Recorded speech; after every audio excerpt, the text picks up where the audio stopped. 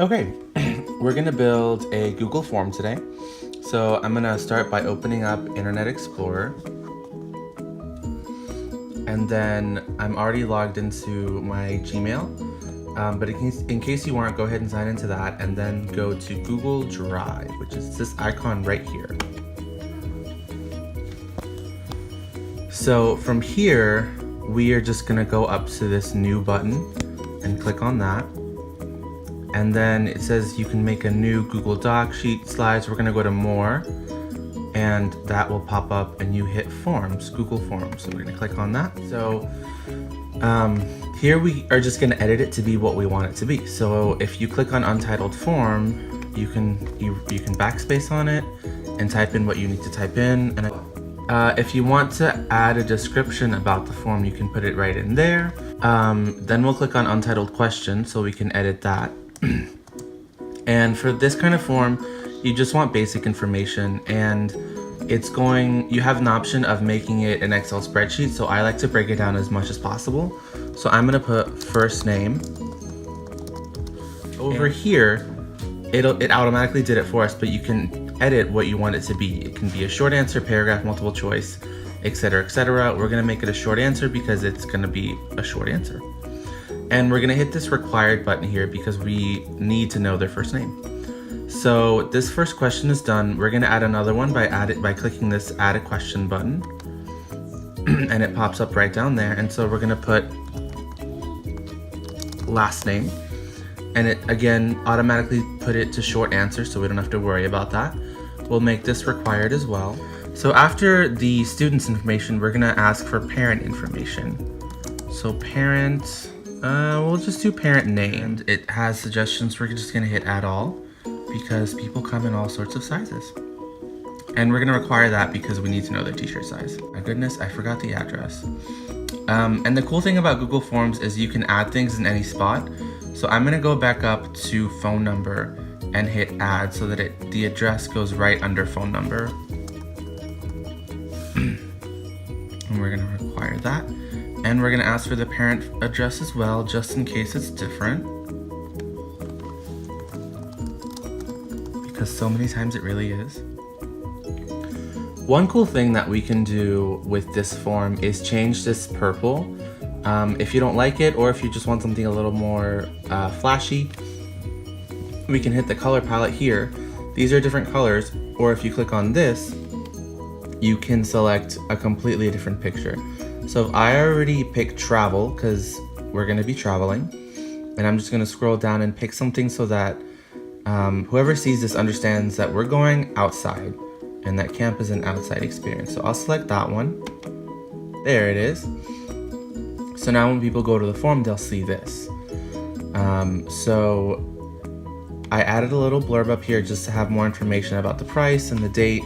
That's always good information to have. And I'm gonna add one last question here at the bottom. And that question is, have you talked to your parents about camp? Because so many times kids sign up for things and they don't tell their parents, and then their parents freak out. This is the easier part to fill out. We're gonna add another section so that when they're done with this section, it takes them to the second part of the form, which is gonna have the link to be able to pay. So it's this bottom button right here that says add section. We're gonna click on that. Right here where it says continue to next section, we're actually gonna change that because that's not what we want. We're gonna make it submit form. So that way the form is submitted regardless of whether or not they can pay for a deposit right then and there. Because otherwise they'll get to the second part and say, I can't pay, and then they won't finish submitting it. So down here is gonna be the untitled section, and we can name it, I think I'll just make it deposit for camp. So right here, we're gonna add a little description. We're gonna remind them that camp is $450 and is August 1st, 1 through the 5th.